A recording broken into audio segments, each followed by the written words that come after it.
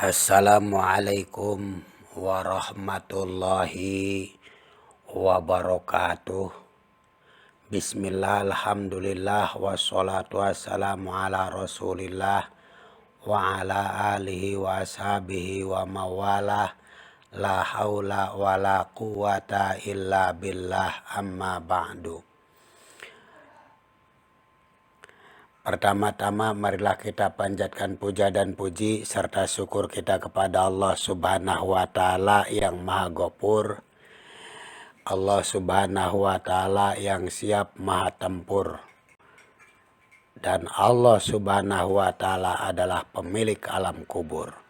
Sholawat dan salam semoga tetap tercurah limpahkan disampaikan kepada pangkuan baginda alam Habibana wa Nabiyana Muhammad sallallahu alaihi wasallam, kepada keluarganya, para sahabatnya, termasuk kepada kita semuanya sebagai umat Kanjeng Nabi Muhammad sallallahu alaihi wasallam. Semoga besok kelak kita semuanya mendapatkan syafaatul udma. Amin ya Allah ya rabbal alamin. Hadirin wal hadirat, para pencinta kajian MHD2 Anjay rahimakumullah. Pada pertemuan kali ini saya akan menyampaikan materi kajian bab sholat, diambil dari sebuah kitab Fathul Mu'in. Di sini Kiai Musonib mengatakan qala al-musonifu, qala wis ngendiko sopo al-musonifu Kiai Musonib rahimah muga melasi ingki Musonib sopo Allah Gusti Allah Ta'ala mahaluhur, Allah Ta'ala mahaluhur, wa nafa'ana lan muga-muga paring kemampatan sopo Gusti Allah ing kita sedaya bi ulumi kelawan sebab pirang-pirang ilmu naki Musonib, wa amadan lan dawaaken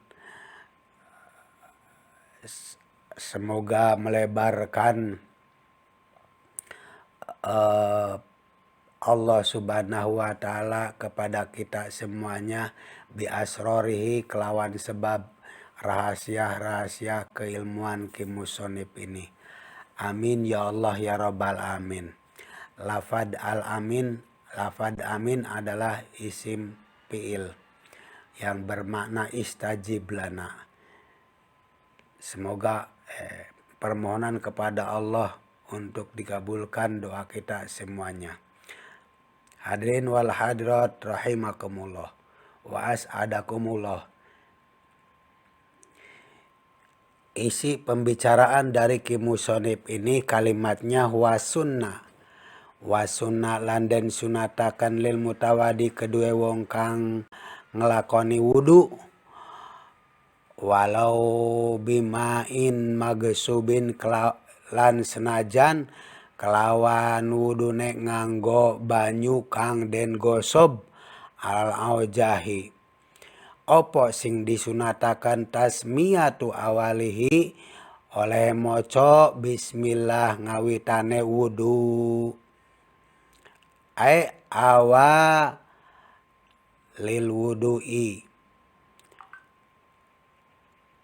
awalil wudu'i ngawitan wudune disunahkan untuk membaca bismillah di saat permulaan mau wudu. Apa alasannya? Lil itba'i krono derek tindak lampah Kanjeng Nabi Muhammad sallallahu alaihi wasallam. Wa aqaluha utawi leuwih kidi-kidi ke tasmiyah maca bismillah iku bismillah kelawan nganggo lafad bismillah langsung wudu. Wa akmaluha utawi leuwih kang sempurnane tasmiyah iku bismillahirrahmanirrahim kelawan lafad bismillahirrahmanirrahim langsung nawaitul wudu'a. Wa tajibu lan wajib opo tasmiyah, membaca bismillah itu hukumnya wajib. Inda Ahmadin miturut Imam Ahmad bin Hambal. Jadi harus dimulai dengan bismillah terlebih dahulu. Baru niat wudu. Wa yusanulan den sunataken qoblaha ing dalam sadurunge tasmiyah opo at-ta'awudu maca ta'awud. Disunahkan pula sebelum membaca bismillahirrahmanirrahim baca dulu ta'udzubillah. Wa ba'dahalan ing dalam sawise wa ba'dahu lan ing dalam sawise wudu awalil tasmiyah awalil wudu asyahadatani utawi maca wa ba'dahalan iku ing dalam sawise maca tasmiyah asyahadatani utawi maca kalimat utawi maca syahadat loro walhamdulillahilladzi ja'alal ma'a tahuron lan maca alhamdulillahilladzi ja'al ma'a tahuron walhamdu utawi sekabehane puji kang papat iku lillahi tetep kagungan Allah alladzi kang ja'ala silai alladzi ja'ala kang wis dadiaken sapa alladzi alma ing banyu oleh dadiaken mau tahuron ing suci. Wa yusanulan den sunataken liman kedue wong taroka kang ninggalaken sapa siman ha ing maca tasmiyah awalahu ing dalam kawitane wudu awalahu ing kawitane wudu ayat ya ing yen tanekani sapa siman biha kelawan tasmiyah asna'ahu ing dalam tengah-tengahe wudu qailan hale ngucap bismillahi awalihi wa akhirihi. Maksudnya disunahkan bagi orang yang meninggalkan membaca bismillah pada permulaannya wudu, yaitu untuk mendatangkan bacaan basmalah itu pada pertengahan wudu sambil dia berdoa atau membaca bismillah dengan kalimatnya lafadz bismillahi awalihi wa akhirihi. Sama ini kedudukannya dengan kayak makan itu lupa baca bismillah. Udah setengah piring baru ingat, aduh saya tadi nggak baca bismillah. Tinggal lagi pertengahan makan dibaca kalimat bismillahi awalihi wa akhirihi. La ora den sunatakan maca bismillah ba'da firogihi ing dalam sawise rampunge wudu. Jadi langkah faidahe wis pragat wudu ya wis langkah ora disunataken maning. Itu ada pembicaraan dari Ki Musonib pengarang kitab Fathul Mu'in ini. Hadirin wal hadirat rahimakumullah wa as'adakumullah. Semoga Allah Subhanahu wa taala memberikan kebahagiaan kepada kita semuanya. Terkait dengan masalah sholat, tentu ada syarat yang harus dipenuhi, yaitu untuk melaksanakan wudu terlebih dahulu. Karena sholat tanpa wudu maka tidak sah sholatnya. Oleh karena itu yang namanya syarat adalah sesuatu yang harus dipenuhi sebelum mengerjakan ibadah itu. Beda dengan rukun, yang namanya rukun ada sesuatu yang terpenuhi saat pelaksanaan ibadah itu. Itu untuk membedakan antara syarat dan rukun. Semua persoalan ibadah utamanya dalam rukun Islam itu ada syarat dan rukunnya yang harus dipenuhi. Nah, di antaranya adalah syaratnya sholat harus suci dari hadas besar dan hadas kecil. Dan hadas kecil itu bisa dilaksanakan dengan cara melaksanakan wudhu. Sedangkan hadas besar adalah sesuatu yang dikerjakan dengan cara mandi. Itulah yang membedakan antara wudhu dan hadas besar dan hadas kecil. Hadas besar adalah sesuatu yang mewajibkan harus mandi. Kalau hadas kecil adalah sesuatu yang mewajibkan kita harus berwudhu dulu.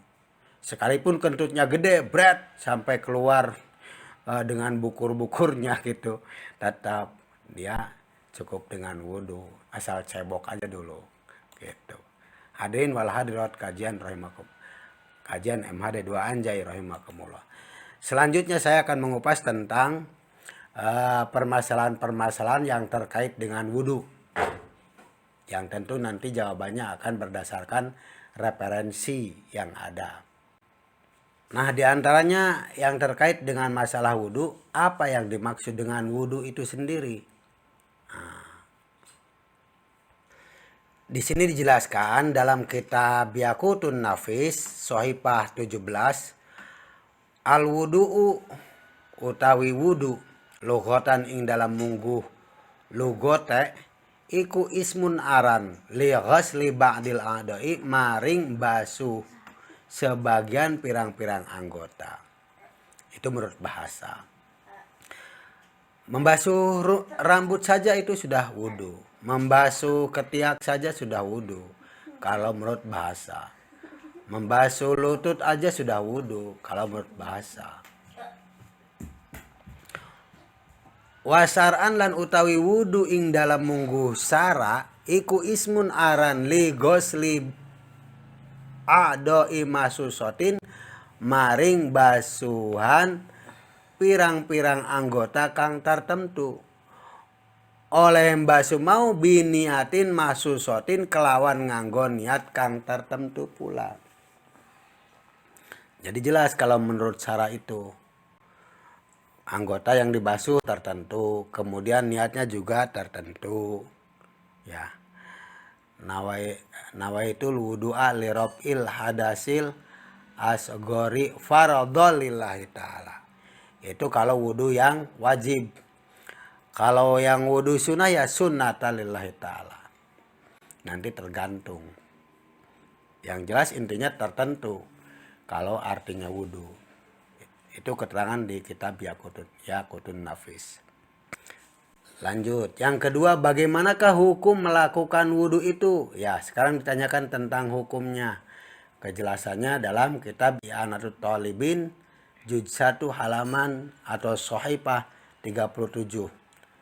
Dawhane qauluhu ahaduha niyatun. Ia utawi aran niat lugatan ing dalam mungguh lugot bahasa. Iku al-qasdu seja.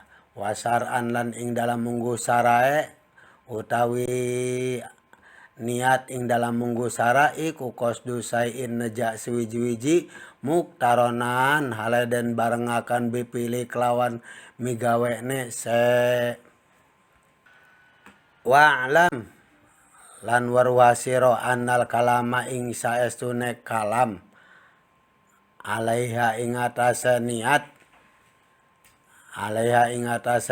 pembicaraan dalam masalah sesungguhnya pembicaraan dalam masalah niat min sab'ati aujuhin dilihat dari segi 7 jalan nadoma kang nadomakan ha ing sab'ata aujuhin sopo ba'duhum sebagiane ulama biqaulihi kelawan dawuhane ba'duhum hakikatan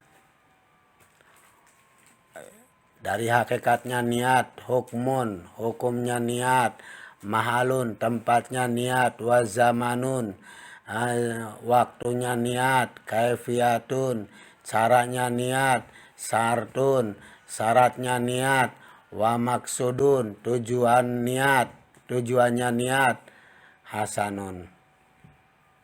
Lasaiki pahakikotuha utawi hakikate niat logotan ing dalam munggu lugot wasaran lan ing dalam munggu sara iku map keterangan takodama kang wis dingin opo ma. Tadi niat itu udah dijelasan di awal. Qasdu syai'i muqtaranan bi fi'lihi. Wa hukmuha utawi hukume niat iku al wujubu wajib. Ya, dalam masalah wudu hukumnya wajib. Wa maluha utawi tempatna niat iku al qalbu ate wa jamuan halan zaman waktuna niat iku awalul wajibati permulaan ngelakoni pirang-pirang kang wajib. Contoh saat kita mau sholat maka niat itu diterapkan ketika awal indah takbiratul ihram. Niatnya diterapkannya ketika takbiratul ihram. Itu permulaannya niat dalam sholat. Wa kaifatuha utawi pertingkah niat. Cara-cara niat ikutah talipu persulayaan atau beda-beda bihasabil abwabi kelawan milang-milang bab-babe. Jadi dilihat persoalan-persoalannya kalau masalah cara-cara niat itu akan berbeda-beda. Wasar tua utawi syarat niat iku islamun nawi islame wong kang niat. Jadi jelas orang di luar Islam niatnya tidak sah. Harus Islam dulu. Niat akan jadi sah. Wa tamyizuha utawi wa tamyizuhu lan tamyiz pintere wong kang niat. Ya, wong kang niat tamyiz. Wa amaluhu lan amale nawi wong kang niat bil manwi kelawan perkara kang den niati. Wa adamul ityani lan ora ono nekani bima kelawan perkara yunapi kang milawani opo ma ha ing niat gambare bi ayas tashabha kelawan yen tambarengi ha ing niat hukman ing hukume. Wal maksudu lan maksud biha kelawan niat iku tamyizul ibadati pintere ibadah utam bedakan ibadah anil adati saking adat. Jadi tujuannya dengan niat itu adalah untuk membedakan mana ibadah dan mana adat. Itu jelas oleh niat itu sendiri. Kal julusi koyo lungguh masalan umpamane lil itikapi krono niate itikaf au lil istirahati utawa krono liren atau istirahat. Jadi beda duduk dengan niat itikaf dan duduk dengan niat liren di masjid, istirahat di masjid. Itu sudah beda antara ibadah dengan adat, kebiasaan. Adat ya, nilai adat. Jadi dengan niat itu maksudnya untuk tamyizul ibadah anil adah. Selanjutnya dalam kitab I'anatul Talibin juz 1 sohifah 62 na'am yundabu. Jadi maksudnya ini tabir istidraku sauri ala qaulila ma wara'ahuma baina bihi annahu walam yantaqid al wudu'a bima sima wara'ahuma asamilil anati wa nawhi mimma dzakarahu yusanu al wudu'u lahu illa anna qaulahu ba'da walam saghirah ila akhiri dan seterusnya. Itu adalah merupakan keterangan-keterangan nanti dapat dijelaskan di dalamnya bahwa yang namanya hukum wudu itu nanti dapat diperinci dalam takbir itu. Pertama, bisa dikategorikan wajib apabila dipergunakan untuk melakukan perkara-perkara yang membutuhkan wudhu, seperti sholat, memegang Al-Quran, dan lain sebagainya. Kemudian wudhu juga bisa nilai sunnah apabila dipergunakan untuk membaca Al-Quran dan lain-lain yang meliputi perkara-perkara yang disunahkan untuk wudhu. Itu takbirnya, penjelasan takbir di dalamnya itu menjelaskan seperti itu. Selanjutnya terkait dengan masalah wudhu, dipertanyakan pula, ada berapa dan apa sajakah fardunya wudhu itu? Dalam kitab Yaqutun Nafis dijelaskan, Sohifah 17, furudul wudhu'i utawi pirang-pirang parna wudhu sitatun, anak 6. Al-awalu utawi kang awal iku aniyatu wasani asani ghuslul wajhi, asalis ghuslul yadaini, ma'al mirfaqaini, arabi masurosi, yang al-khamis yang kelima ghuslur rijlaini ma'al ka'baini, asadisu yang keenam at-tartibu. Selanjutnya, bagaimanakah cara niat wudhu yang benar? Hamis I'anatu Talibin juz 1 Sohifah 37. Wa furudu sitatun. Ahaduha utawi salah sahijina niatu wuduin. Niate wudu au adain. Au adain utawa niat ada.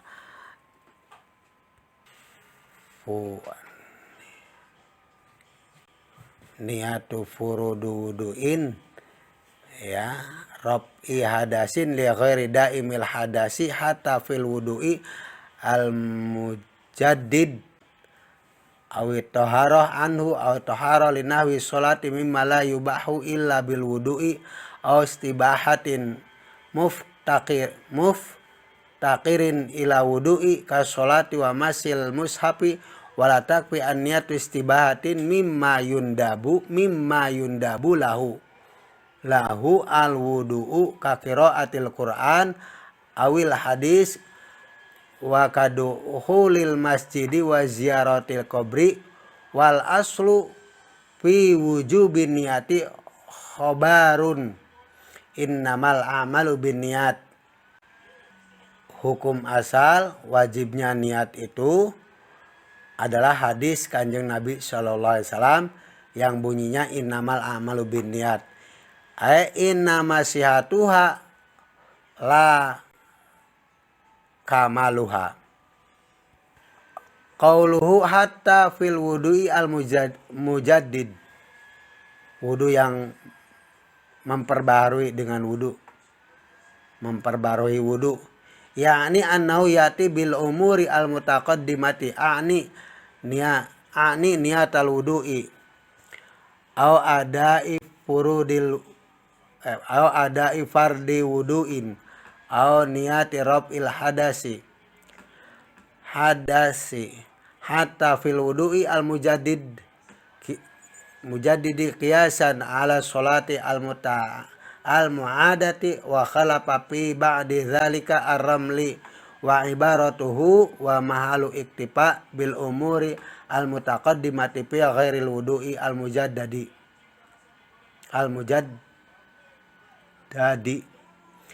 amma huwa fal qiyasu adamul iktifa fihi biniyati raf'i awil istibahati wa inna dhaba al asnawi, sekalipun nanti Imam Asnawi berpendapat ila iktifa'i bidzalika kasolati al muadati, seperti sholat yang diulang.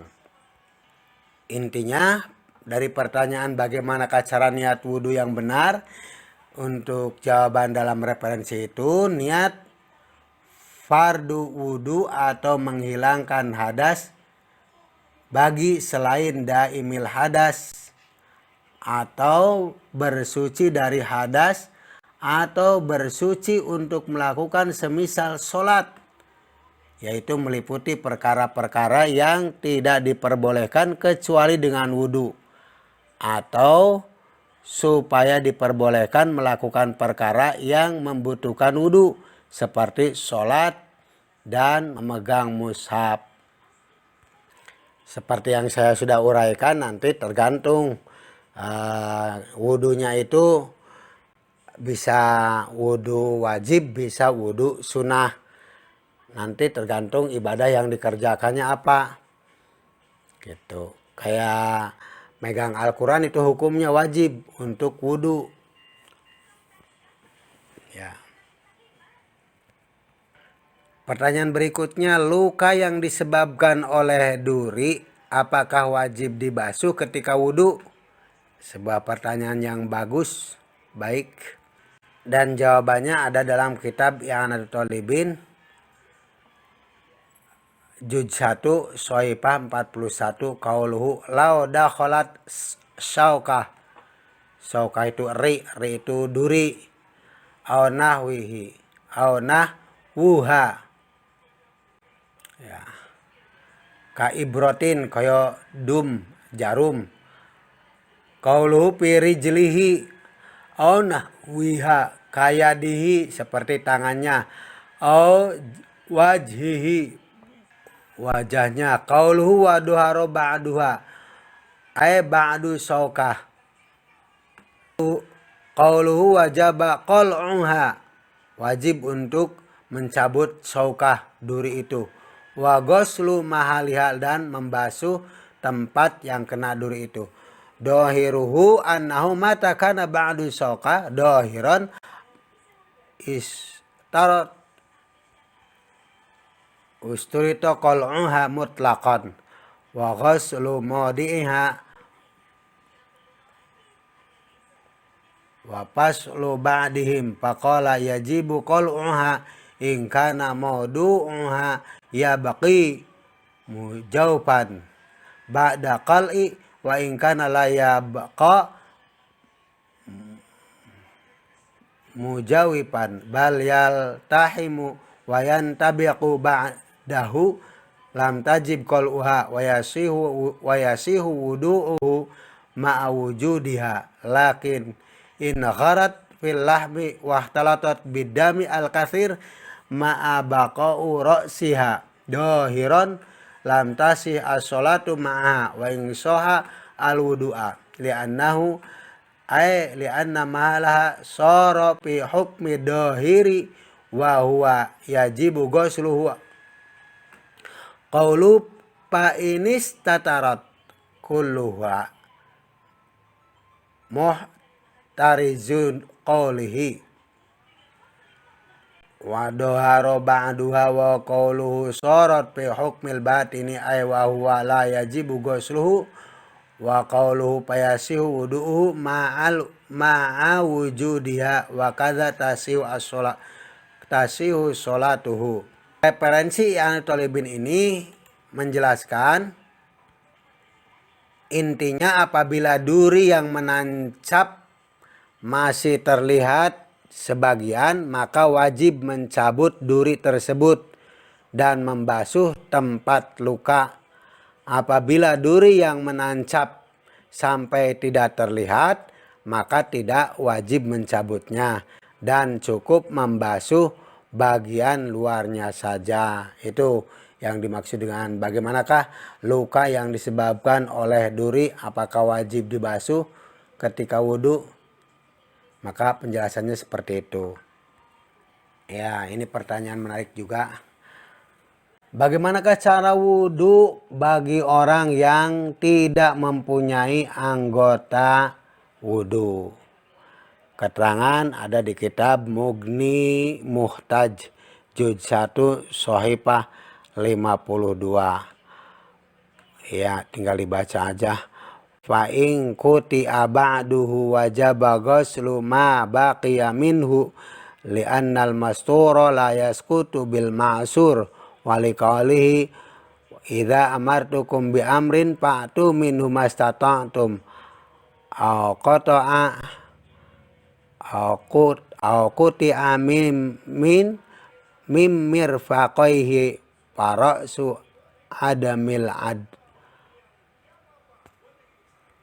adudi yajibu ghusluhu alal masuri li'annahu minal mir faqa binaun ala annahu majmu'ul admaini wal ibratu ada khilatu bainahuma lal ibrata wahdaha. Dan seterusnya itu menjelaskan bahwa cara wudhu bagi orang yang tidak mempunyai anggota wudhu itu, apabila anggota wudhu yang wajib dibasuh masih tersisa, maka wajib membasuh yang tersisa itu. Apabila sudah tidak ada, maka tidak wajib membasuh apa-apa, tetapi sunnah membasuh yang tersisanya saja. Itu keterangannya. Selanjutnya, bagaimanakah cara wudhu bagi daimil hadas? Ini keterangannya ada di Mughni Muhtaj juz 1 Sohifah 111. Silakan dibaca. Intinya untuk cara wudhu bagi yang daimul hadas itu, dalam kitab Mughni Muhtaj ini menjelaskan bahwa cara wudhu bagi daimul hadas adalah sama seperti orang biasa. Hanya saja yang membedakannya adalah harus berturut-turut dan sudah masuk waktu sholat. Dan setiap akan melakukan sholat fardu, dia wajib memperbaharui wudhunya lagi. Dan perban yang menyumpat tempat keluarnya hadas serta setelah wudhu juga harus segera melakukan sholat. Apabila tidak segera melakukan sholat, ada maslahah sholat, maka wudhunya masih dianggap sah. Apabila tidak ada maslahah sholatnya, maka dia harus mengulang kembali wudhunya. Itu maksud di dalam intisari dari kitab Mughni Muhtaj ini.